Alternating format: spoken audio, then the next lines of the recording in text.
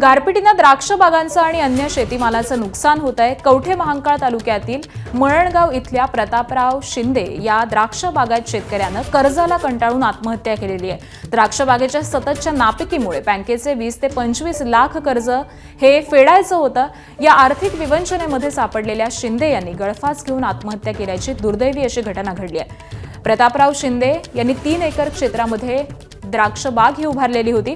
गेल्या काही वर्षांपासून बदलत्या हवामानाचा फटका, वाढलेली उत्पादन खर्च, औषध आणि खतांच्या वाढत्या किमती आणि त्याचबरोबर बाजारातील अनिश्चितता यामुळे आर्थिक गणित हे पूर्णपणे विस्कळलेलं होतं आणि त्यानंतर त्यांनी आत्महत्या केलेली आहे अशी माहिती कुटुंबियांनी दिली आहे। एबीपी माझा, उघडा डोळे बघा नीट।